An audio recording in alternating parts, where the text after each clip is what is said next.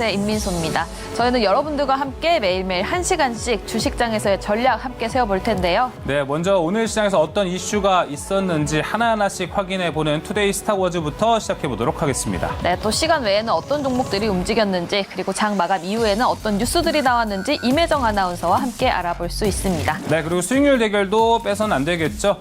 현재 또 이제 10월 수익률 대결 치열하게 진행이 되고 있습니다. 수익률 대결 그리고 공략할 수 있는 종목들이 나오는 투모로우 스타워즈까지 많은 관심 바라겠습니다. 네, 그럼 연휴를 앞두고 오늘 마감은 어땠을까요? 코스피, 코스닥 각각 마감 지수 확인해 보도록 하겠습니다. 네, 모처럼 만에 빨간 시장이 좀 등장한 것 같습니다. 네. 기분 좋게 오늘 시장 마감이 됐습니다.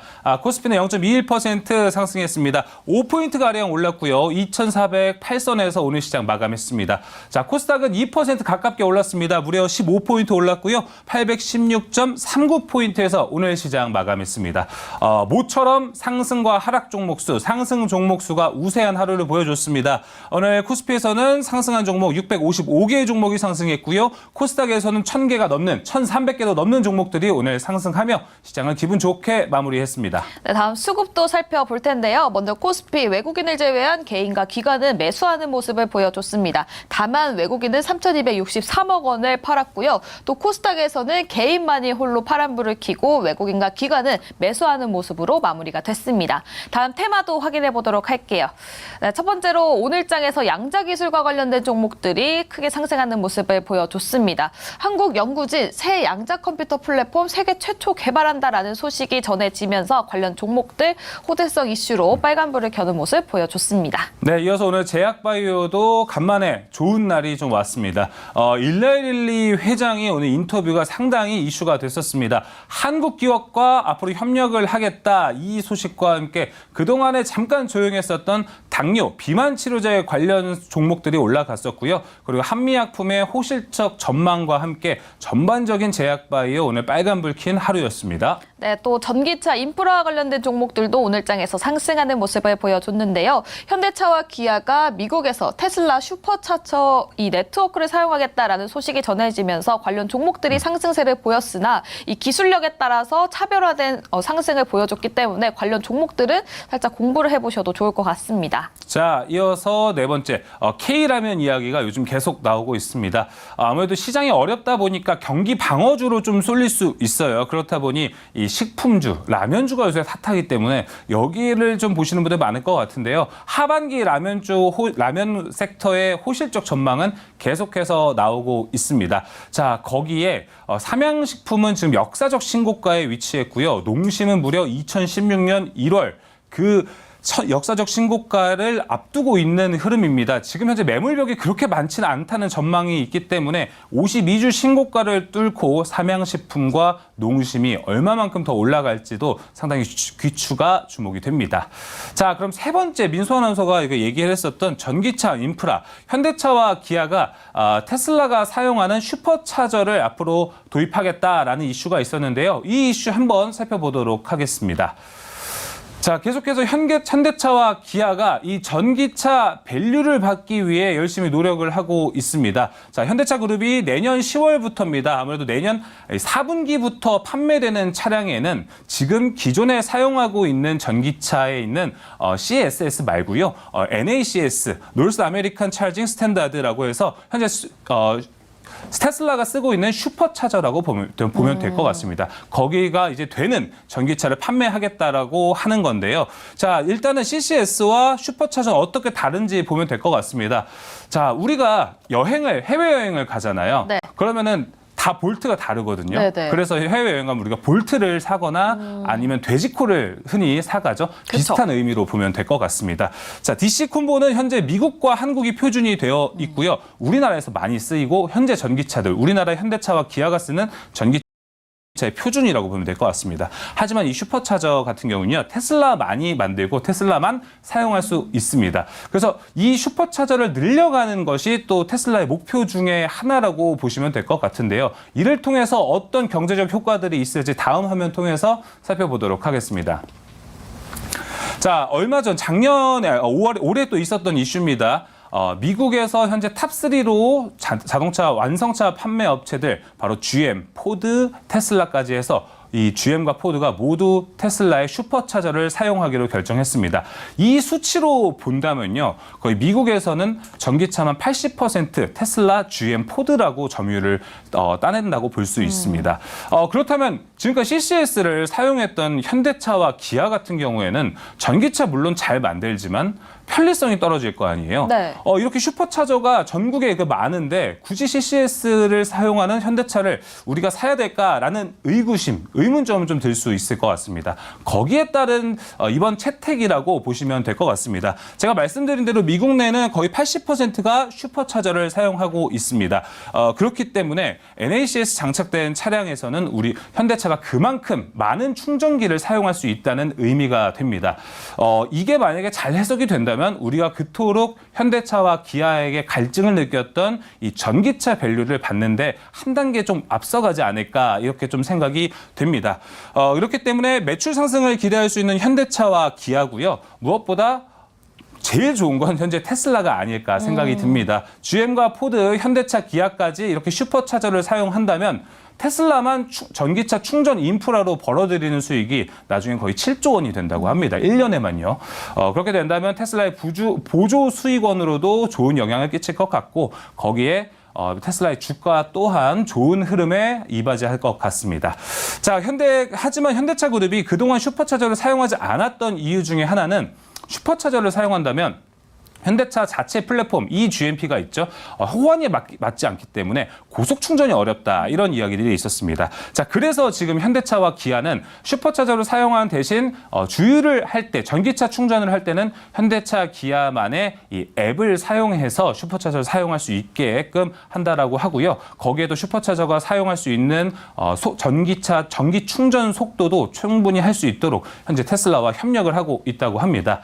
오늘 수급을 보니까 외국인이 기아를 엄청나게 사고 있고 거의 12거래일 연속 지금 기아를 매수하고 있더라고요. 현재 기아와 현대차의 주가 반전 흐름이 나올 수 있지 않을까 이런 좀 기대감을 보내면서 브리핑 마무리하도록 하겠습니다. 네, 저는 오늘 국제유가에 대해서 조금 살짝 짚어보려고 합니다. 네. 100달러 간다, 뭐 100달러도 넘어갈 수 있다라는 소리가 나왔었는데 그렇죠. 오늘 국제유가 82달러까지 뚝 떨어지는 그렇습니다. 모습을 보였습니다. 어제 한 5%가량 떨어졌었죠. 네. 이것도 계속해서 떨어지고 있는 모습 보여주고 있는데 일단은 미국의 국채금리가 4%대까지 상승을 했고 또 이 고금리 장기화에 대한 우려감이 발생이 되면서 경기 침체 가능성이 계속해서 커지고 있었습니다. 그 여파로 국제유가 하락까지 미친 건데요. 현재 또 비싼 유가 그렇기 때문에 수요를 대폭 줄일 수 있다라는 이야기가 나와주면서 이 수요에 대한 우려감까지 섞이면서 국제유가가 뚝 떨어지게 됐습니다. 네. 때문에 JP모건에서도 이 수요에 대한 우려는 계속해서 나올 수 있다라고 전해지고 있는데요. 다음 장 확인해 보도록 하겠습니다. 네, JP모건 글로벌 원자재 전력팀장이 고객들에게 이런 메시지를 보냈다고 합니다. 유가 상승에 따라서 미국과 유럽, 일부 신흥국에서 수요 억제가 다시 한번 가시화되고 있다. 이걸 해석해보면 똑같습니다. 수요에 대한 우려가 지속적으로 있기 때문에 국제유가 여전히 떨어질 가능성이 높다라고 해석을 해볼 수 있을 것 같은데요. 때문에 앞으로 나올 뉴스 플로우들 제가 정리를 좀 해봤습니다. 일단 첫 번째로는 산유국의 추가 감산 또는 증상 여부 내달 검토하고 있다니까요. 이거를 좀 확인을 해보셔야 될 것 같고요. 또 오펙 회의가 진행되면서 불확실성에 대한 해소가 진행될 수 있기 때문에 이 뉴스도 체크를 좀 해보셔야 될 것 같습니다.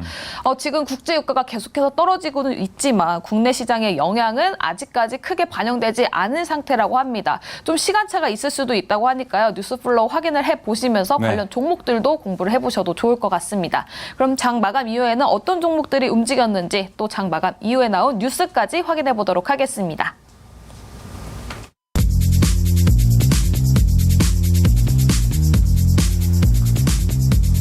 안녕하세요. 비밀요원 임혜정입니다.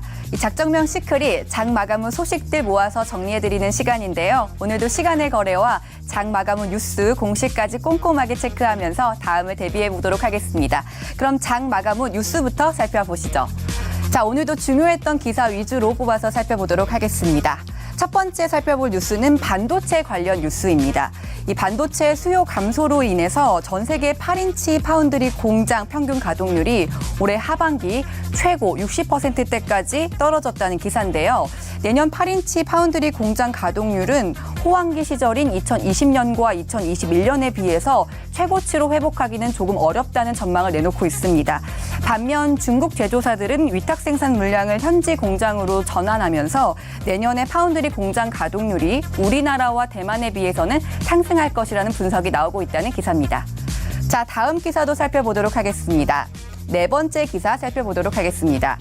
이 조 바이든 미국 대통령이 다음 달 캘리포니아에서 중국의 시진핑 국가주석과 정상회담을 위한 준비에 들어갔다는 기사입니다.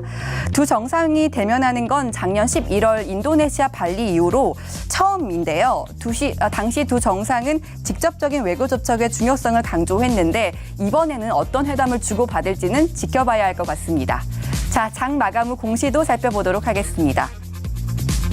셀리버리는 지난 5월 23일 종속회사의 유형자산 취득 결정을 철회한 사실을 지원 공시에서 벌점 4점을 부과받았다고 오늘 알렸습니다. 자, 다음 공시입니다. 오로스 테크놀로지는 삼성전자와 21억 원 규모의 장비 수주 공급 계약을 맺었다고 알렸는데요. 이는 최근 매출액의 약 6%에 해당하는 금액이고요. 계약 기간은 오늘부터 10일까지라고 하네요. 자, 다음 공시도 살펴보도록 하겠습니다. 대유 에이텍은 비보증 계열 회사인 위니아에 만기 어음 부도가 발생했다고 공시했네요. 자, 시간의 상승 종목까지 살펴보도록 하겠습니다. 먼저 코스피 1위에는 9.94% 상승률로 성문전자 우선주가 올라와 있습니다. 3위에는 SK렌터카가 랭킹되어 있고요. 코스닥으로 넘어오면 1위에는 양자 컴퓨터 관련주로 묶이는 코이버가 9.97% 상승률로 올라와 있습니다. 계속해서 6위에서 10위권도 살펴보도록 하겠습니다. 코스피 6위에는 우성 올라와 있고요. 9위에는 진양화학 올라와 있습니다. 코스닥의 6위에는 코렌테 그리고 9위에는 DGI 올라와 있습니다. 여기까지 장 마감 후 상황들 살펴봤습니다. 네, 작전 명시클이 본격적으로 시작해 보도록 하겠습니다. 오늘 함께할 매니저부터 소개해드리죠. MBN골드 김병진 매니저 나왔습니다. 매니저님 어서 오십시오. 안녕하십니까. 네, 추석 연휴가 껴가지고 너무 오랜만에 뵙는 것 같습니다. 연휴 잘 보내고 오셨죠? 네, 연휴 푹 잘 보내고 왔습니다. 네, 매니저님은 좀 스케줄 보니까 푹 쉬고 오셔야 될 것 같아요. 네. 근데 컨디션 회복 좀 많이 하셨어요? 네, 컨디션 회복 많이 했고요. 네. 컨디션을 회복하자마자 네. 또 열심히 달려야 되는 시장의 그렇죠. 사건들이 많이 있기 때문에 네. 오늘도 관련된 내용 좋은 정보를 좀 드려보도록 하겠습니다. 알겠습니다.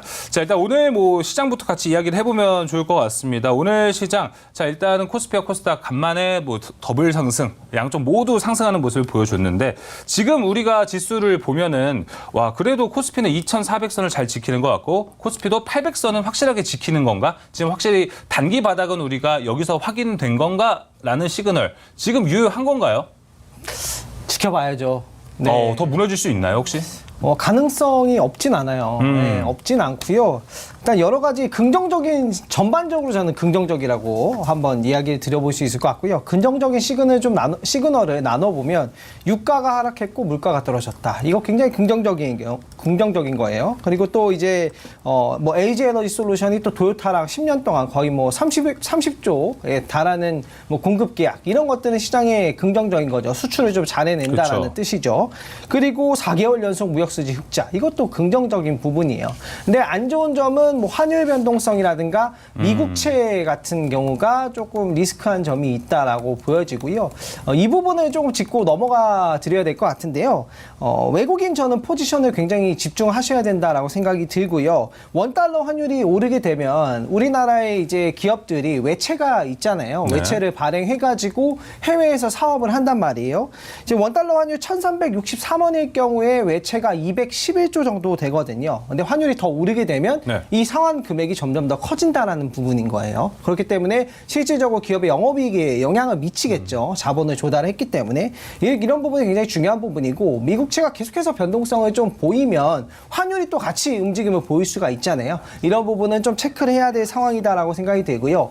외국인 포지션을 좀 제가 중요하게 말씀드린 이유가 네. 외국인 같은 경우에는 매수를 보통 수년 단위로 해요. 5년이면 5년, 3년이면 3년 했다가 매도를 할 때는 또 1년에 한 번에 확 빠져나갈 때도 있거든요. 그럼 그때 또 환전을 해야 되잖아요. 그때 또 환율이 또 올라가면서 약간의 단기적인 리스크를 줄 수 있는데, 지금 제가 전반적으로 장이 그래도 괜찮을 거라고 말씀을 드렸던 이유가 우리나라 이제 비금융 기업 건의 이제 단기 외채 같은 경우가 만기 1년 이하가 굉장히 작아요. 대부분 좀 장기채이기 때문에 전반적으로 낮다. 그리고 또 정부에서 환율 방어를 한다고 해도 어쨌든 외환 보유고가 감소가 되는 거기 때문에 전반적인 환율 상황과 미국채만 크게 상관이 없으면 네. 괜찮을 것 같다라고 보시면 좋을 것 같습니다. 네, 미국 국채 그리고 환율과 연관지어서 우리나라는 아직은 좀 살얼음 판에 있는 국내 증시의 흐름인 것 같은데요. 네. 거꾸로 좀 우리가 생각을 해보면은 네. 미국은 현재 환율이 높은 상태이기 때문에 네. 비교적 지금 우리나라 시장을 봤을 때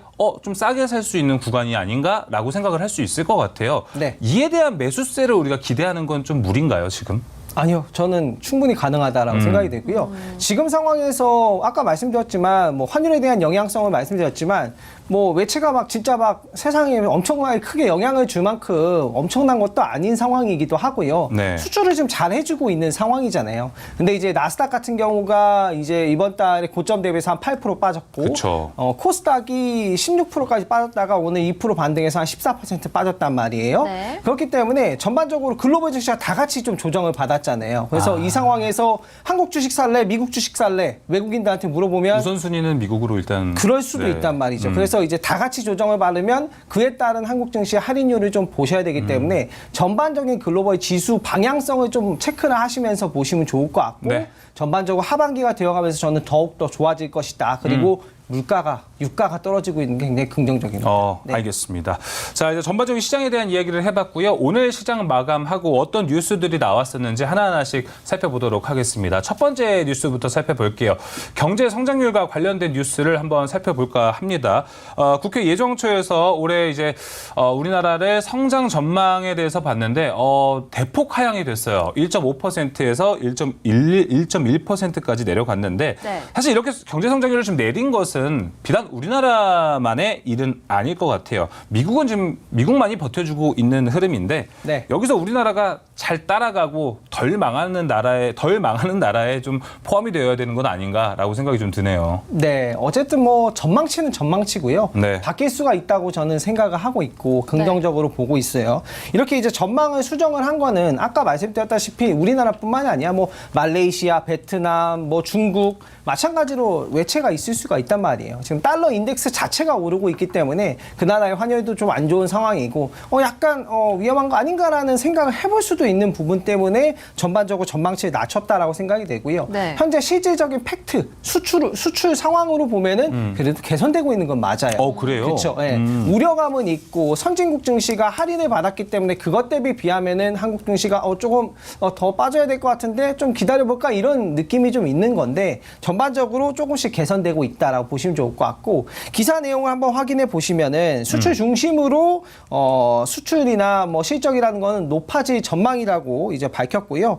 대신에 이제 회복 속도가 좀 더딜 것이다. 또 선진국의 통화 긴축도 있고 이제 뭐 미국과 중국의 무역 갈등 그리고 러시아 뭐 이런 부분 리스크가 좀 있잖아요. 네. 그것 때문에 긴축 등에 의해서 좀 더디지 않겠냐. 이것 때문에 전망치를 좀 낮췄다라는 거고 이 전망치는 또 바뀔 수 있는 부분이다라고 좀 생각을 해보시면 좋을 것 같아요.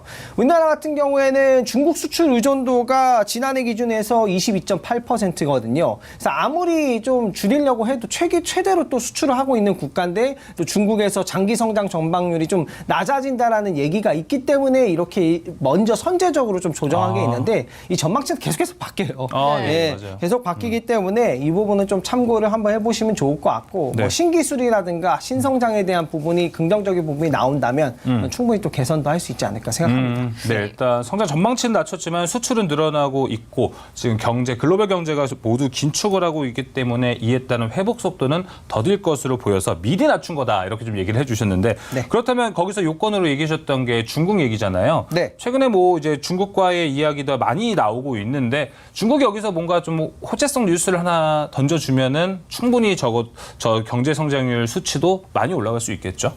그렇죠. 중국 같은 경우에는 지금 좀 약간 책임감을 보여줘야 되는 나라예요. 아무래도 거버넌스라고 제가 저번 방송에서도 말씀을 드렸는데 네. 중국이나 뭐 사우디도 이렇게 경제가 어려운데 난 무조건 죽을 때까지 감산할 거야. 이런 식으로 나오면은 점점 더 악화되는 거예요. 사우디도 힘들어지고 다른 나라도 힘들어지고. 근데 전반적인 글로벌 상황을 고려해서 중국도 좀 타협의 의지를 보인다면 그거는 굉장히 또 증시에 좋은 이미지다라고 보여주면 좋을 것 같고요. 예. 관련돼서 좋은 소식들이 조금씩 나와주고 있어서 저는 긍정적으로 시장은 전반적으로 봤을 때 긍정적이다. 지금 할인도 많이 됐기 때문에 좀 긍정적이다라고 보시면 좋을 것 같아요. 네. 전망치가 계속해서 바뀔 수도 있다라고 말씀을 주셨는데 일단 2.1%에서 1.5%가 됐고 이번에는 또 1.5%에서 1.1%로 바뀐 거잖아요. 네. 여기서 더 하향될 가능성도 있나요? 하향될 가능성이 없다고는 말씀을 못 드릴 것 같아요. 왜냐하면 뭐 글로벌 그 증시나 전 세계적인 일이라는 게 완벽히 뭐 갑자기 뭐 누가 마음을 바뀌어가지고 뭐 러시아처럼 뭐 전쟁을 일으킨다든가 뭐 이런 리스크는 누구도 예상을 할 수 없는 거잖아요. 그런 것까지 하면은 좀 열려 있다라고 보시면 좋을 것 같고 전 세계적으로 봤을 때 뭐 장기간에 뭐 50년, 100년치를 보면은 투자나 저축이나 밸런스를 계속해서 맞춰 갔어요. 그렇기 때문에 항상 이런 것들은 우려가 있었던 거기 때문에 약간 마음속에 긍정적인 부분을 가지고 계셔야 이런 때 위기를 좀 활용할 수 있지 않을까 생각을 합니다. 그러니까 좋게 생각하면은 우리가 기대를 많이 하면 실망도 많이 한다고 하잖아요. 네. 기대를 좀 낮추는 것. 그죠. 네. 조금은 건전성을 좀 찾고 사실 우리나라가 이렇게 힘든 건 다른 나라 다 힘들다는 거예요. 맞아요. 네, 네. 다 같이 힘든 거기 때문에 좀 전반적으로 좋아질 기미가 충분히 나올 수 있지 않나 생각을 해봅니다. 네, 알겠습니다. 그러면 두 번째 뉴스로 넘어가 보도록 하겠습니다. 네. 이것도 어떻게 보면 경기랑 같이 연관지어서 그쵸. 볼 수도 있을 것 같습니다. 네. 이 내년 경기 침체 장기화 여파로 전체 반도체 파운드리 가동률 회복이 조금 어려울 수도 있다라는 이야기가 나와주면서 네. 이 반도체 수요 감소로 전 세계 8인치 파운드리 공장 가동률 50%에서 80%, 60%대로 떨어졌다라는 소식이 전해졌습니다. 네. 경기 침체 계속해서 진행이 된다면 반도체는 내년에도 그럼 안 좋은 건가요? 반도체가 제가 굉장히 반도체를 좋아하는 업종이거든요. 네. 근데 지금 돌파구가 필요한 상황이에요. 예, 파운드리 가동률도 좀 떨어졌다라고 보는 것이 이제 맞고요. 특히나 8인치 파운드리 팹 같은 경우에는 레거시 공정이라고 해서 구형 공정이라고 하잖아요. 예. 그렇죠. 그쪽이 이제 파운드리 가동률이 떨어졌다라는 거고 평균 가동률이 떨어졌다는 거예요. 주요한 이유를 한번 살펴보면 중국 제조사들이 위탁 생산 파운드리 물량을 자기네 이제 팹에 중국 자국 내 팹으로 맡기고 있어요. 그래서 중국 파운드리 업체 가동률이 한 80~90%고요. 전 세계적으로 전체 평균으로 보면은 한 50에서 60% 하반기는 이렇게 떨어졌고 내년 평균은 일단 60~70%를 예상을 하고는 있어요. 그런 부분은 좀 참고해 보시면 좋을 것 같고 구형 공정이잖아요. 그런 쪽에서 중국이 좀 가파르게 따라오고 있다라고 보시면 좋을 것 같고요. 네. 화면을 통해서 제가 하나 설명을 네. 드려볼 게 있어요.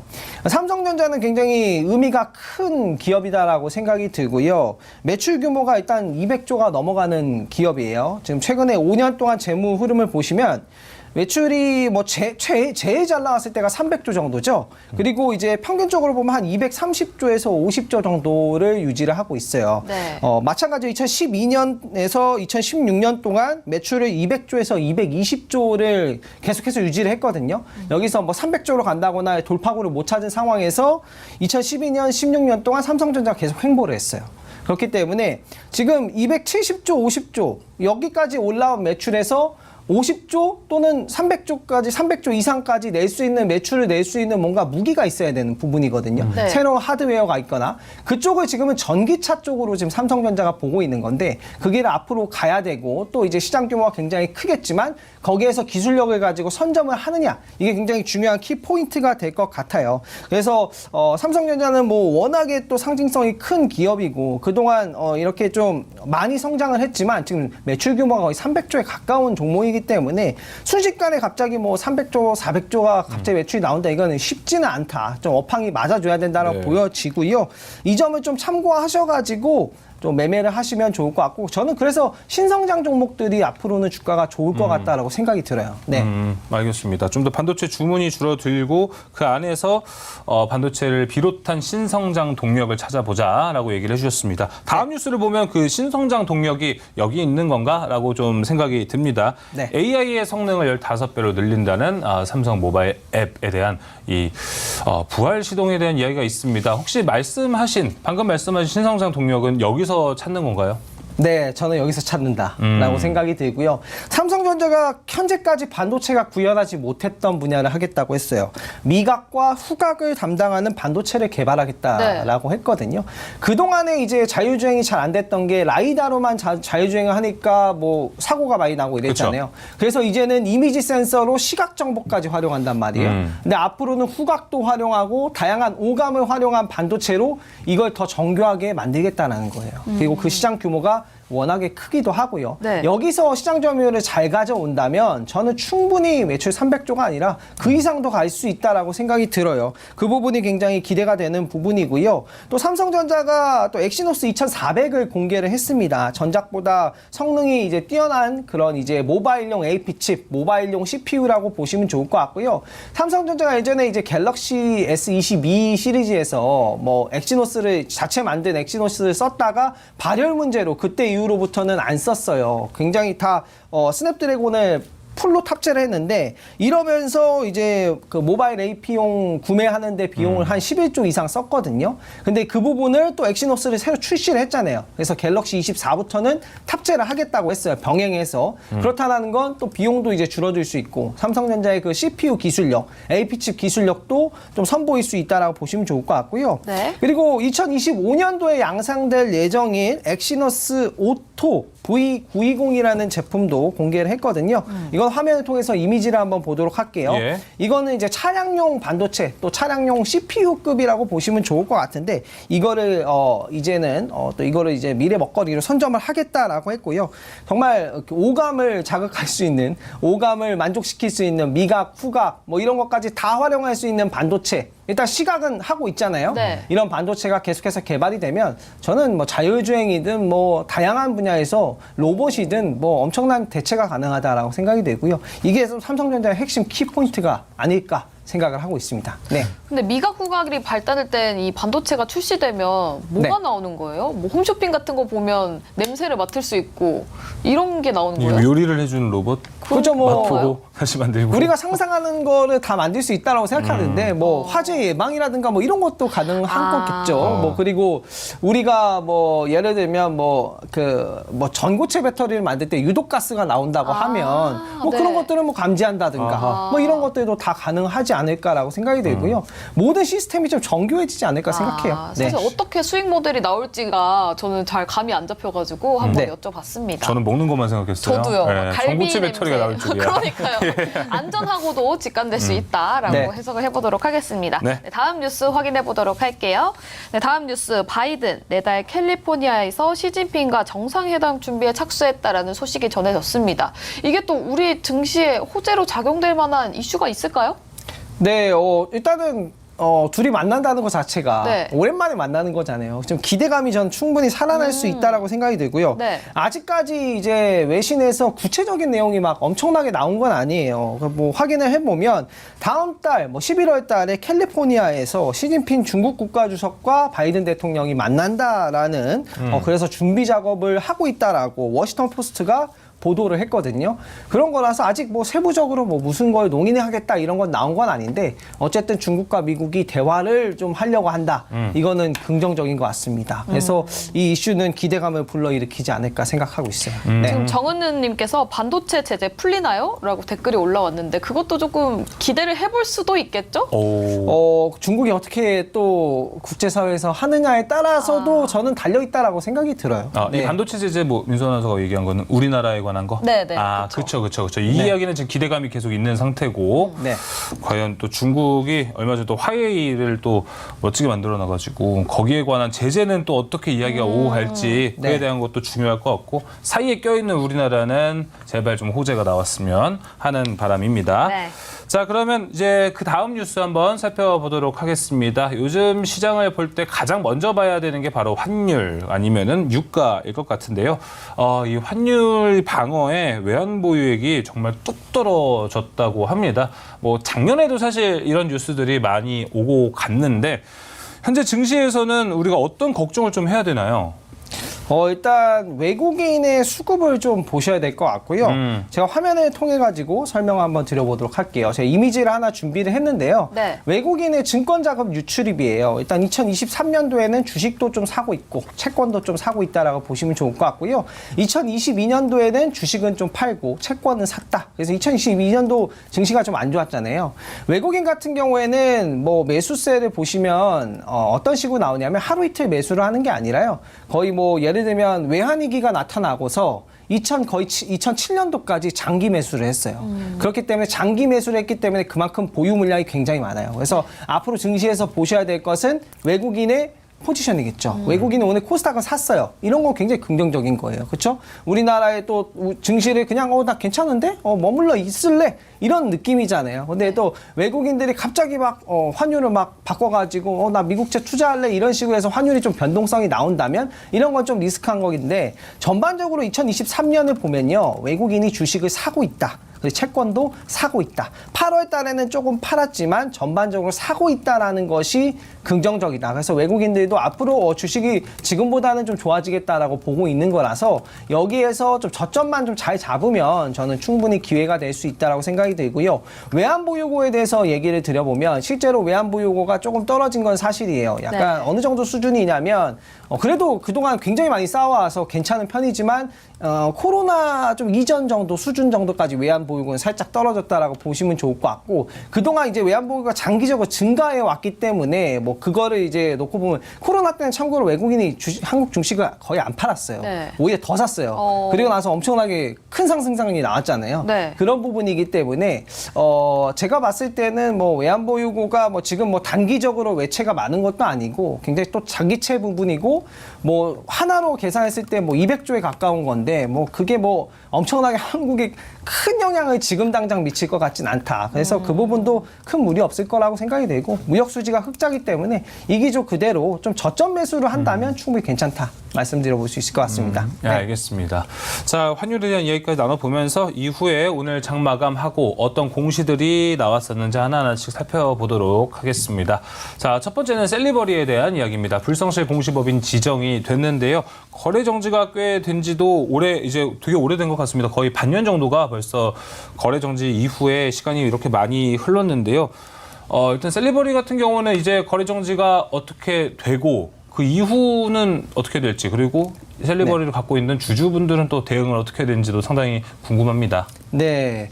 아무래도 셀리버리는 지금 좋지가 않죠. 그쵸. 셀리버리가 뭐 예전에 한때 시가총액 2조까지 가고 코스닥에 9위까지 갔던 기업인데요. 일단 올해 1분기 기준으로 해서 뭐 매출이 75억이었는데 2분기부터는 아예 빵원이 되었다라고 보시면 좋을 것 같고 예. 그동안에 이제 뭐 전환사채라든가 굉장히 뭐 메자닌 자금을 많이 유치를 했어요. 근데 이게 좀 상환하지 못하지 않겠냐라는 얘기가 계속해서 나오고 있습니다. 자본이 좀 없어졌다라고 보시면 좋을 것 같고 이게 저는 이제 이 상황을 보면서 이제 그 책임감이라는 얘기 아까 거버넌스 그런 그렇죠. 얘기인데요. 실질적으로 제가 이제 말씀드리는 내용이 이제 어떻게 보면 다 이제 이론적으로도 경제학 이론적으로도 다 있는 내용이라고 보시면 좋을 것 같은데 제가 이미지를 한번 보도록 할게요. 네. 이미지 한번 보여주세요. 이게 보면은 거버넌스가 이제 좋은 선진 국가들 대비해서 거버넌스가 안 좋은 국가들의 소득이에요. 그래서 실질적으로 이제 국제 경쟁을 보시면은 다 이제 데이터 표로 나와 있죠. 근데 기업을 운영을 하다 보면요, 이게 뭐 사업이 좋았을 때도 있고 안 좋았을 때도 있어요. 근데 그때 사업이 안 좋아졌을 때 뭐 부채를 그냥 무조건 빌려서 버티면 되겠지. 이렇게 한다거나 아니면 뭐 비정상적인 방법으로 운영을 한다거나 이렇게 이제 좀 무책임하게 운영을 하게 된다면 아무래도 계속해서 또 기업이 안 좋아질 수밖에 없는데 있는데 사업이 안 좋아지면 좀 자연적으로 좀 조정을 해서 기술 개발에 더 노력을 한다거나 이런 식으로 한다면 저는 오히려 이건 더욱더 이 시기가 지나면 경쟁력이 강해지는 거거든요. 삼성이나 대한민국의 기업들이 그러면서 성장해 온 거기 때문에 이렇게 이제 뭐 책임감이 있는 거버넌스 제도의 질에 따라서 실질적으로 1인당 GDP 소득이 다르다라는 데이터가 이미 다 경제학으로 나와 있고 이와 관련돼서 이제 뭐 경제학에 또 얘기해 보면 애덤 스미스의 도덕 감정론도 비슷한 느낌의 뭐 책임감에 대한 이야기다라고 보시면 좋을 것 같고요. 그래서 여러분들이 공시 요즘에 보실 때 그냥 무작정 이제 부채를 늘려서 버티면 되겠지보다 조금 더 책임감 있게 그래도 연구를 하려고 노력하고 좀 기업을 위해서 도전하는 기업들을 좀 잘 보시는 게 좋지 않을까 생각을 하고 있습니다. 네. 네, 알겠습니다. 자, 그럼 그 이후에 또 어떤 공시들이 있었는지 한번 보면 좋을 것 같아요. 시간 관계상 또 좀 장비 수주 계약이 있었던 좀 호재가 있었던 종목 위주로 보면 좋을 것 같은데 네. 제이오도 94억 규모가 있었고 세트레가이도 448억 원 규모가 있었습니다. 보니까 세트레가이 같은 경우에는 장마감 이후에 시간 외 거래에서 그래도 4%가량 가까이 올라갔거든요. 아무래도 다음 주 시장에 좋은 영향이 좀 있겠죠? 네, 세스라가이 좋은 시장에 영향이 있을 것 같고요. 일단 뭐 2030년까지예요. 그래서 7년간 거의 뭐 매년 62억 정도라고 보시면 좋을 것 같고요. 국방과학연구소와 계약을 맺었다라고 보시면 좋을 것 같고 앞으로 위성통신 쪽은 이제 시작이기 때문에 맞아요. 저는 굉장히 기대가 되고요. 좀 긍정적이다라고 보시면 좋을 것 같습니다. 네, 알겠습니다. 장마감 후 공시까지 모두 살펴봤습니다. 자, 이제 작전면 시크릿은 여기서 마무리하도록 하겠고요. 투모로우 스타워즈로 넘어가 보도록 하겠습니다.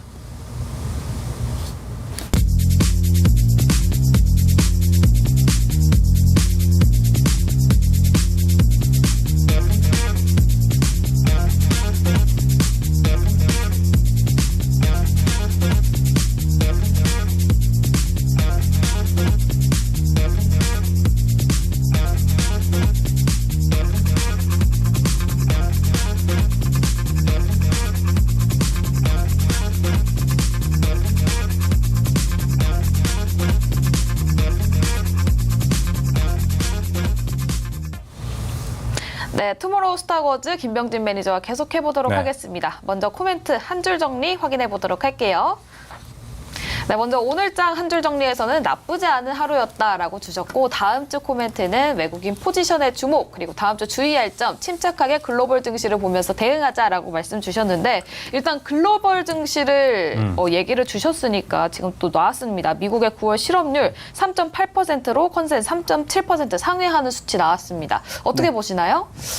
일단 현재는 안 좋은 뉴스가 굿 뉴스다. 배드 이즈 라고 말씀을 드려볼 수도 있고요. 아까 제가 미국채 너무 공포스럽게 말씀을 드렸는데요. 네. 영국 같은 경우에는 미국채 금리가 지금처럼 이렇게 올랐을 때 영국 중앙은행에서 국채를 매입해서 시장을 완화 조치를 하기도 했어요. 마찬가지로 미국도 할 수가 있다면 마음 먹는다면 할 수가 있거든요. 네. 실제로 그렇게 해서 SVB 사태도 막았던 거고 그때 시장이 호재를 반영해서 갑자기 상승 랠리를 달렸잖아요. 그래서 시장에 계속 변수가 나올 수 있는 거기 때문에 또 너무나 안 좋게 보시면 안 될 것 같고요. 미국 고용보고서가 지금 예상보다 저기 하다는 건 안 좋은 뉴스는 지금 굿 뉴스이기 때문에 좋다라고 생각이 되고요. 조금 더 내용을 네. 더 살펴보시는 게 좋을 것 같은데요. 이게 또 바로 전달에 있는 데이터를 일주일 만에 확인해서 나는 데이터이기 때문에 지금 전반적으로 좀 전 좋다라고 생각합니다. 고용보고서. 네. 근데 말씀과는 다르게 지금 일단 미국 선물 흐름은 상당히 좋지 않은 것 같습니다. 네. 나스닥 선물 지수는 1% 가깝게 지금 하락하고 있고요. 네. S&P 500도 거의 1% 가깝게 현재 0.85%가량 하락세로 전환이 됐습니다. 네. 일단은 모르겠어요. 배드 이즈 굿이었는데 원래 배드 이즈 배드로 가는 건지 네. 현재 미국에서 어떻게 해석을 하는지에 대해서는 또 우리 그 뒤에 굿모닝 월가웨브가 준비되어 있으니까 거기서 미국 증시에 대한 정보도 많이 얻어가셨으면 좋을 것 같습니다. 네. 자, 그렇다면 이제 바로 우리는 수익률 대결로 어떤 종목들이 있는지 하나하나씩 살펴보도록 하겠습니다. 먼저 수익률 대결 룰부터 한번 살펴볼까요? 네, MBN골드 4인 매니저의 수익률 대결이 펼쳐지고 있습니다. 출연 당일에 한 종목씩 편입이 가능하고요. 수익률은 매일 종가 기준으로 합산값이 나갑니다. 방송 다음 날 거래일 지정가로 편입이 되는데 매수가에 도달하지 못했을 경우에는 시초가로 편입이 됩니다. 네, 목표가 터치 시 가격 전략 재설정이 가능합니다. 손절가와 익절가 터치 시 포트가 제외되고요. 단 월 4회 가격 전략 수정 가능합니다. 자, 매도는 언제든 가능하고요. 방송 다음 날 시초가로 매도 가능합니다. 자, 월 4회 자유 편입 찬스가 있습니다. 전화 연결을 통해서 매니저들은 언제든지 내가 이 종목은 사고 싶다 한다면 전화 연결을 통해 자유 편입을 할 수 있습니다. 순위 한번 볼까요? 네, 9월달 개인 최종 순위입니다. 1위에는 백인현 매니저가 있고요. 2위에는 한규수 매니저, 그리고 3위에는 김병진 매니저 자리하고 있습니다. 네, 계속해서 9월 종목별 순위도 한번 살펴보도록 하겠습니다. 백인현 매니저 SB테크가 1위를 한 9월이었습니다. 14.04% 기록했고요. 2위에는 오늘 함께하고 있는 김병진 매니저의 모니터랩도 11.87% 아주 좋은 수익을 기록했었습니다. 자, 3위 세토피아 한규수 매니저의 종목 2.2% 수익 기록했습니다. 네, 다음은 변동사항도 체크해보도록 할게요. 10월 포트에 있는 변동사항인데요. 백인현 매니저의 인텔리안 테크가 오늘장에서 목표가를 달성했습니다. 목표가 달성하면서 포트에서 제외한다고 하니까요. 참고해보시면 좋겠습니다. 네, 자 이렇게 모두 9월에 대한 것들 현재 포트를 담고 있는 매니저들의 전략도 한번 이야기를 한번 해봤습니다. 김병진 매니저님, 네. 우리 뭐 10월 시장 열렸는데 자유 편입 찬스를 9월에 한 번도 안 써주셨잖아요. 네. 어떻게 뭐 10월 다음 주쯤엔 저와 민수 아나운서 좀 기대를 해봐도 됩니까? 네, 기대를 해보셔도 좋을 것 같고요. 9월 달에 안 쓴 게 또 운이 좋게도 누적이 되진 않습니다. 네, 안 쓴 게 또 저는 근데 전반적으로 봤을 때 안 쓴 게 시청자님한테 좀 도움이 됐을 수도 있겠다라는 생각도 좀 사실 듭니다. 그렇게도 생각할 수 있어요. 맞아요. 네, 10월 달에는 제가 증시가 눌린 만큼 적극적으로 편입 찬스 써서 좋은 종목 많이 소개해드리도록 하겠습니다. 알겠습니다. 자, 그럼 일단 9월 김병진 매니저의 포트에는요. 모니터랩, 에코바이오, HPSP 세 종목이 있었는데 먼저 가장 좋은 수익률을 기록했고 9월 종목 순위에서 2위를 한 모니터랩 한번 리뷰 한번 해보도록 할게요. 네, 모니터링 같은 경우에는 제가 뭐 포트에 편출을 하고요. 수익권이 도달해서 편출하고도 계속해서 수익권을 이상으로 왔다 갔다 했던 종목이에요. 그렇기 때문에 그 상태로 유지를 뭐 몇 거래일 이상 거의 저번 달 말까지 수익권을 계속 유지를 하다가 근래에 이제 코스닥 시장이 14% 이상 빠지면서 주가가 최근에 눌렸는데요. 이거는 뭐 잘 수익 실현하셨다라고 하셨을 거라고 생각이 들고 뭐 못하셨다라고 생각하시는 분들은 또 오늘 양자 보안 관련 종목들이 상한가 마감을 했잖아요. 그래서 모니터랩도 클라우드 보안 기업인데 보안주들 지금 주가가 좋으니까 조금 더 상승 기다렸다가 파시는 것도 좋을 것 같습니다. 네, 이어서 HPSP도 리뷰 한번 해보도록 하겠습니다. 수익률은 마이너스 1.79%로 마무리가 됐어요. 10월 달에 HPSP 전망 어떻습니까? 지금 HPSP가 반등하고 있어요. 맞아요. 네, 주가가 좀 반등하고 있고 저는 이게 수소 어닐링이라는 새로운 플랫폼으로 도전했는데 지금 대박난 기업이잖아요. 네. 저는 더 앞으로 전망이 좋다라고 생각이 되고 주가가 빠지면 괜찮은 기업인데 뭐 빠지면은 좋죠. 저는 오히려 좀 매력적인 종목이다라고 생각이 되고 계속 지켜봐도 좋지 않을까 생각합니다. 네. 알겠습니다. HPSP 사실 뭐 9월 수익률 대결이 며칠 정도 더 연장이 됐었으면 아마 김병진 매니저님 종목 수익률 더 올라가지 않았을까. HPSP가 또 포트에 있었기 때문에 같은 이야기도 드려보도록 하겠습니다. 자, 전반적인 9월 포트 리뷰 한번 해봤고요. 김병진 매니저님 이제 10월 포트의 첫 종목을 담을 때가 됐습니다. 네. 우선 어느 섹터에서 종목을 좀 보고 계신가요? 저는 반도체. 역시. 네, 반도체인데요. 그냥 반도체는 아니고요. 네. 신성장 반도체겠죠. 그쵸? 네, 신성장 반도체 업종에서 선정을 했다라고 보시면 좋을 것 같습니다. 네, 신성장 반도체라고 한다면 뭐 당연히 지금 가장 많은 이야기가 나오고 있는 HBM 쪽을 얘기하시는 거예요? HBM은 아니고요. HBM은 최근에 주가가 많이 갔잖아요. 그렇죠. 저는 그 다음 GAA 공정 관련된 네. 기업을 좀 선정했다라고 보시면 좋을 것 같고 네. 근래에 또 TSMC가 또 3나노 칩을 아이폰에 탑재하는데 발열 문제가 계속 있었다고 했잖아요. 지금 계속 이 이야기 나오고 있어요. 그렇죠. 그래서 그 TSMC의 공정이 좀 문제가 있는 거 아니냐라고 하면서 삼성전자가 3나노부터 4나노부터 GAA 공정을 쓰겠다라고 했거든요. 네. 삼성 파운드리에서 그 GAA 공정이 수혜가 되는 기업을 좀 가져왔다라고 보시면 좋을 것 같아요. GAA 수혜주. 그럼 관련 종목 어떤 종목일까요? 종목은 솔브레인입니다. 네, 솔브레인 투자 네. 포인트 들어보도록 하겠습니다. 네, 솔브레인 같은 경우에는요, 일단 사업 포트폴리오가 좀 다변화돼 있어요. 지금 뭐 반도체 소재 종목으로만 알고 계시는 분들이 있는데 그러니까요. 지금은 뭐 디스플레이 시가객이나 뭐 전구체 그리고 2차 전지 전해액 그리고 뭐 리드탭 같은 걸로 다 사업 매출 구성이 분산되어 있어요. 다 소재 쪽으로 분산되어 있다고 보시면 좋을 것 같고요. 일단 국내 시가객 점유율이 80에서 85%예요. 그래서 국내에서 뭐 전자제품이라든가 반도체 뭐 이런 것들이 판매가 되면 판매량은 줄더라도 시장 점유율이 80%가 넘기 때문에 돈은 번다라는 거예요. 그건 굉장히 중요한 부분이고요. 글로벌 유일에서 또 GAA 시가객을 생산하고 있는데 GAA 공정이 이제 실리콘과 실리콘 게르마늄을 이렇게 쌓는 공정을 거친 다음에 회로를 제외한 나머지를 시가객으로 이게 제거를 해주거든요. 근데 그 제거를 해주는 시가객을 이 솔브레인이 판매를 한다라고 보시면 좋을 것 같고요. 앞으로 이제 또 시가객이 계속해서 GAA 공정이 많이 삼성전자 지금 파운드리 점유율이 올라가고 있잖아요. 네. TSMC 이슈 때문에. 그래서 GAA 공정 탑재가 늘어나면 이 기업의 또 시가객이 많은 매출을 차지를 한다라고 보시면 좋을 것 같고요. 이 GAA 공정이 나중에는 또 차세대 공정으로 자리를 잡게 되면 TSMC처럼 그렇게 되면은 점진적으로 매출을 계속해서 내고 반도체가 미세화되면은 계속해서 이제 작은 4나노 미만의 그런 GAA 공정이 많이 쓰이잖아요. 그러면서 좀 고부가 가치의 또 시가격이 많이 팔리지 않을까라고 보시면 좋을 것 같습니다. 네. 차트를 한번 보면서 가격 전략 한번 잡아볼게요. 차트 한번 보시면요. 일단 매수가는요. 다음 또 연휴가 있기도 하고요. 살짝 보수적으로 잡았습니다. 지금 종가가 22만 9천 원인데 22만 5천 원을 매수가로 잡았다라고 보시면 좋을 것 같아요. 목표가는 1차적으로 24만 1천 원까지 시장 상황 여건을 고려하고 좀 대형주예요. 네. 그래서 대형주기 때문에 느리게 움직이기 때문에 1차적으로 한 7% 목표를 잡고요. 손절가는 20만 9천 원으로 이 종목 보시면 좀 마음 편안하게 볼 수 있는 실적 반도체주 아닐까 생각합니다. 네. 목표가, 손절가 보면 뭔가 1,000원씩 올리고 1,000원씩 내린 느낌이 좀 들거든요. 네. 목표가 24만 원도 아니고 23만 1,000원이에요. 딱 7%를 맞췄는데 아, 네네. 어떻게 하다 보니 그렇게 됐는데요. 마음 같아서는 뭐 시간만 주어진다면 뭐 26만 원 이상도 충분히 볼 수 있는 종목이지 않나 생각하고 있습니다. 알겠습니다. 추가적으로 솔브레인 얘기하면서 삼성전자에 대한 이야기도 좀 많이 해주셨는데 네. 최근에 반도체 투자하시는 분들 요즘 나온 뉴스들 보면은 반도체 우리나라 주도권이 전반적으로 삼성전자보다 이제 SK하이닉스가 좀 잡아가는 것 아닐까라고 좀 생각하시는 분들이 많습니다. 네. 그러다 보니 솔브레인과 삼성전자 커넥션은 있는데 오히려 SK하이닉스와 커넥션이 있는 종목들을 더 보는 건 나쁘지 않을 것 같은데요. 뭐 어쨌든 뭐 SK 하이닉스가 뭐 파운드를 한다 하더라도 솔브레인이 수혜를 볼 거고 그래요? 시가격 국내 시장 점유율이 85%예요. 아, 80에서 85%이기 때문에 반도체가 조금 팔려도 돈은 벌어요. 네, 그렇기 때문에 좀 실적도 좀 안정적이다라고 볼 수 있을 것 같아요. 네. 어허. 그래서 저는 뭐 반도체 뭐 GAA 공정뿐만 아니라 네. 다양한 소재에서 좀 안정적인 종목이 아닌가 생각하고 있습니다. 네. 알겠습니다. 반도체에서 또 신성장 동력을 가져갈 수 있는 솔브레인 목표가 24만 1천 원, 딱 7% 받다고 합니다. 손절가 20만 9천 원으로 제시가 됐습니다. 네.